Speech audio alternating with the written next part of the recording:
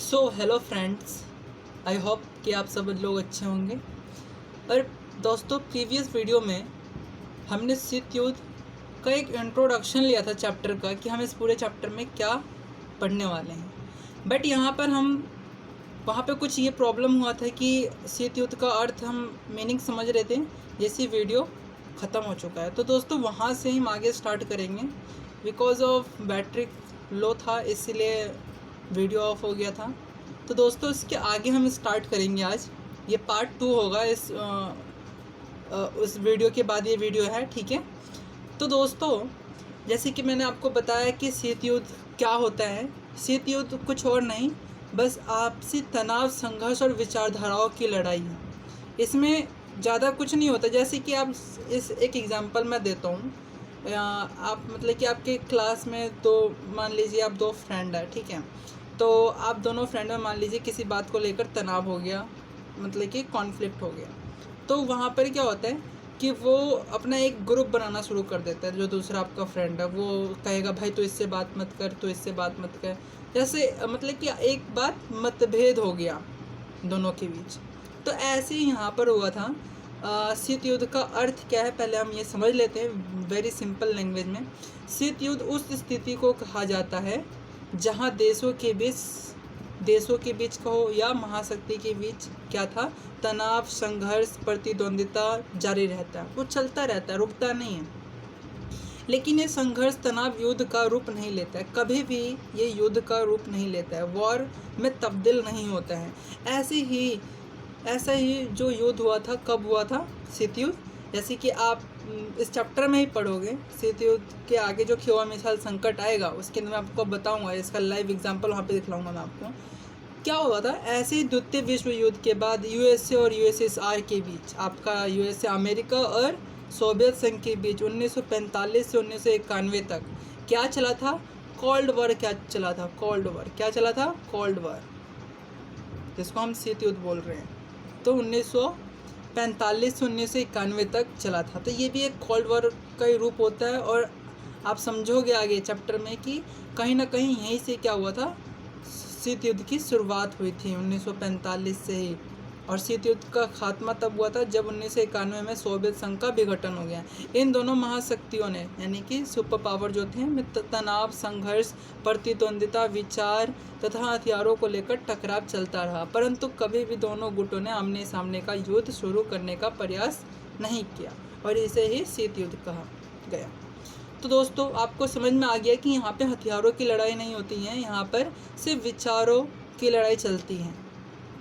तो हम आगे चलते हैं। अब जैसे कि बताया कि विचारधाराओं की लड़ाई चलती है, तो वो समझते हैं कि किस प्रकार विचारधाराओं की लड़ाई चल रही थी, किसके बीच में? यूएसए और यूएसएसआर के बीच में। तो देखो, विचारधाराओं की लड़ाई का मतलब ये है कि दुनिया में जो पूरा वर्ल्ड है उसमें आर्थिक सामाजिक जीवन को सूत्रबद्ध करने का सबसे अच्छा सिद्धांत कौन सा है। ये लड़ाई है कि भाई जीवन को चलाने का, आर्थिक सामाजिक रूप से अपने जीवन को चलाने का सबसे अच्छा विचारधारा कौन सा है। जैसे मैंने पहले ही बताया कि यही विचारधाराओं की लड़ाई कहीं ना कहीं शीत युद्ध का रूप लिया। और देखो, अमेरिका क्या था, वो कहता था भाई देख, पूंजीवादी विचारधारा जो है वो अच्छी है। मीन्स उसका मानना था, अमेरिका ऐसा मानता था कि पूंजीवादी व्यवस्था दुनिया में सबसे बेहतर और अच्छा व्यवस्था है। पूंजीवादी व्यवस्था होती क्या, अब ये समझ लेते। देखो, पूंजीवादी व्यवस्था में सरकार का हस्तक्षेप कम होता है। सरकार जो गवर्नमेंट है उनकी हस्तक्षेप कम होता है। जितनी भी व्यवस्था है, प्राइवेटाइजेशन इसको हम कह सकते हैं, ठीक है। इसमें व्यापार, खुला व्यापार होता है, प्रतिस्पर्धा होता है, कंपटीशन हद से ज़्यादा होता है, निजी व्यवस्था होती है। निजी व्यवस्था मीन्स मान लीजिए, अब निजी व्यवस्था में ये कह सकते हो कि जैसे कि आप यहाँ पर ट्यूशन वगैरह हैं, तो ट्यूशन क्या है, वो निजी व्यवस्था है, वो सरकार नहीं चला रही, वो कोई व्यक्ति चला रहा है, तो निजी व्यवस्था हो गई। तो इसी प्रकार इसको हम पूंजीवादी व्यवस्था बोलते हैं। पूंजीवादी व्यवस्था का आप एक और एग्जांपल ले सकते हैं। देखो, कुछ बच्चे गवर्नमेंट स्कूल में पढ़ते होंगे और कुछ प्राइवेट स्कूल में पढ़ते होंगे। तो गवर्नमेंट स्कूल क्या हो गया? गवर्नमेंट स्कूल अभी आगे बताऊंगा, वो एक समाजवादी हो गया जहाँ पे सरकार का हस्तक्षेप होता है। और जबकि प्राइवेट स्कूल आपका क्या हो गया? पूंजीवादी हो गया, क्योंकि वहाँ पे एक व्यक्ति का निजी स्वामित्व है, ठीक है। अब आगे चलते हैं। देखो, यूएसएसआर था, वो क्या मानता था? उसका मानना था कि समाजवादी विचारधारा सबसे बेहतर है। दुनिया को चलाने के लिए, दुनिया की अर्थव्यवस्था के लिए सबसे बेहतर कौन सी विचारधारा है? समाजवादी, यानी कि साम्यवादी ये बोलते हैं और समाजवादी ये बोलते हैं। इसमें सारी व्यवस्था सरकार के हाथ में होती है। क्या होती है? मैंने पहले भी कहा जैसे कि इसमें सारी व्यवस्था किसके हाथ में होगी? सरकार के हाथ में होगी। यहाँ पे निजी व्यवस्था का क्या होता है? विरोध होता है। तो एग्जाम में आ जाता है क्वेश्चन कि साम्यवादी और पूंजीवादी विचारधारा में अंतर करो, तो कैसे करोगे? जैसे कि मैंने अभी ऊपर डिफरेंस बताया आपको, पूंजीवादी से पीछे बताया, और अभी मैं साम्यवादी समाजवादी बता रहा हूँ। तो एग्जाम में आप दोनों को लिख के आओगे, ठीक है। और इस जैसे ये पूरा पार्ट, हमारा चैप्टर पूरा जब कवर हो जाएगा तो उसके बाद मैं एक क्वेश्चन आंसर वाला ही वीडियो लेके आऊँगा, जिससे हमें और ईजी हो जाएगा समझने में कि क्वेश्चन किस प्रकार आएंगे आपके एग्ज़ाम में। चलो क्वेश्चन की हम बात कर रहे थे, तो एक क्वेश्चन बहुत एग्ज़ाम में आता है और ये कई बार मैंने देखा, और इवन जब मैंने एग्ज़ाम दिया था अपना 12th का, तो ये क्वेश्चन आया था मेरे एग्ज़ाम में। तो देखो यहाँ पर क्या क्वेश्चन पूछ रहे हैं, शीत युद्ध का कारण क्या था। देखो शीत युद्ध तो हम पढ़ रहे हैं, लेकिन शीत युद्ध का कारण क्या था? अभी जितना मैंने इससे पीछे प्रीवियस वीडियो में और अभी जहाँ पे एक्सप्लेनेशन दिया, उसी के आधार पर इसका देखो आंसर निकलेगा। आंसर हमें खुद क्रिएट करना है, बनाना है हमें आंसर को रटना नहीं है दोस्तों, ठीक है। तो देखो शीत युद्ध का कारण क्या था? विचारधाराओं की लड़ाई क्या थी? अब जैसे कि आपने देखा ऊपर वीडियो में भी और इससे प्रीवियस वीडियो में भी, यहाँ पे दो विचारधारा की लड़ाई चल रही है, पूंजीवादी और साम्यवादी या कहे समाजवादी। इन दोनों विचारधाराओं में क्या चल रही है? लड़ाई चल रही है कि भाई जीवन को चलाने के लिए कौन सी विचारधारा सबसे महत्वपूर्ण है। तो यहाँ पे एक पहला विचारधारा की लड़ाई के कारण क्या हुआ? शीत युद्ध का जन्म हुआ। सेकंड क्या हो सकते हैं? हथियारों की ओर। अभी हथियारों की ओर कैसे चल रही है वो हम क्यूबा मिसाइल संकट में पढ़ेंगे, उसमें आपको समझ में आएगा किस प्रकार हथियारों की होड़ थी। तो दूसरा पॉइंट क्या होता है? हथियारों की ओर।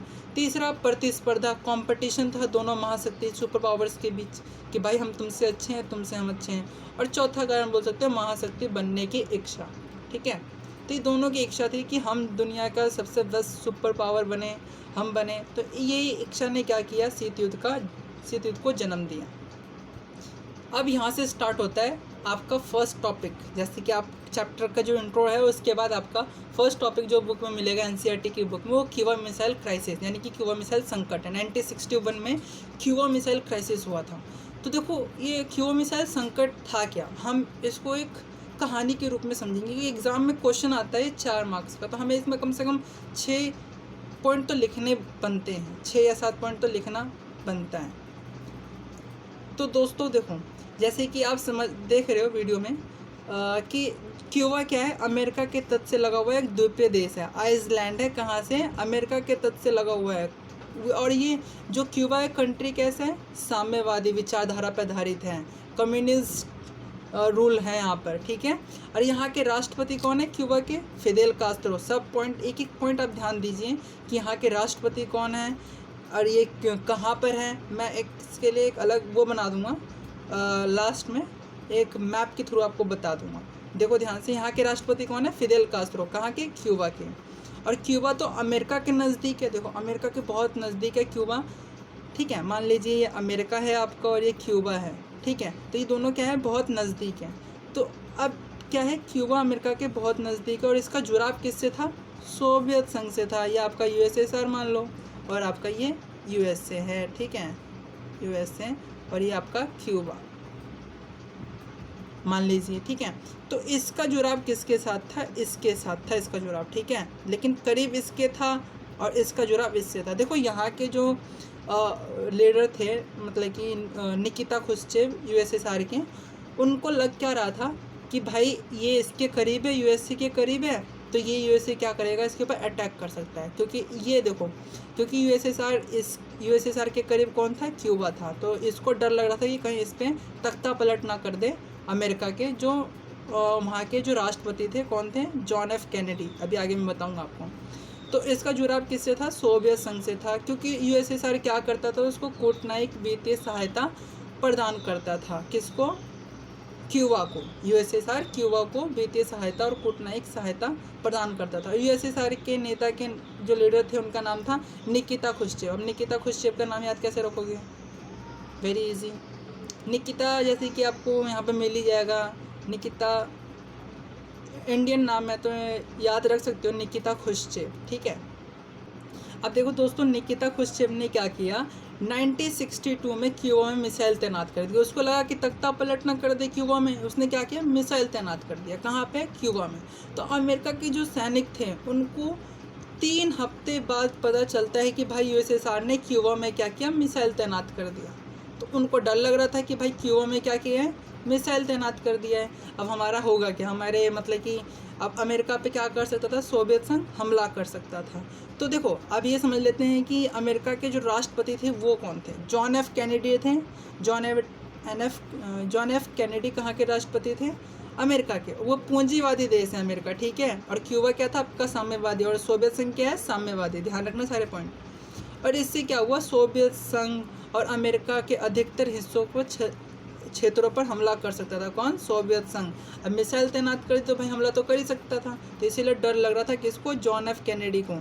जॉन एफ कैनेडी के जितने सलाहकार थे और वो कुछ भी करने से कतरा रहे थे। लेकिन उनको ये आश्वस्त भी थे कि भाई जो निकिता खुश्चेव है वो हमारे पर अटैक नहीं करेगा। और उन्होंने क्या किया, यूएसएसआर ने लास्ट में वहाँ से क्या किया, मिसाइलें और जो परमाणु बम थे उसको हटा लिया। और वैसे भी, और कैनेडी ने भी अपने जहाज़ों, जो उनके पास जहाज़ थे जंगी बेड़े, तो उनको आगे करके सोवियत संघ के जहाज़ों को रोकने का आदेश दिया। और इस प्रकार तनाव जो क्यूबा मिसाइल संकट का रूप लिया था वो ख़त्म हुआ। और क्यूबा मिसाइल संकट को ही क्या कहा जाता है, शीत युद्ध का चरम बिंदु कहा जाता है। तो दोस्तों देखा ऐसे आपने, क्यूबा मिसाइल संकट से क्या हुआ है, शीत युद्ध का स्टार्टिंग हुआ है। तो ये स्टार्टिंग पॉइंट था शीत युद्ध का।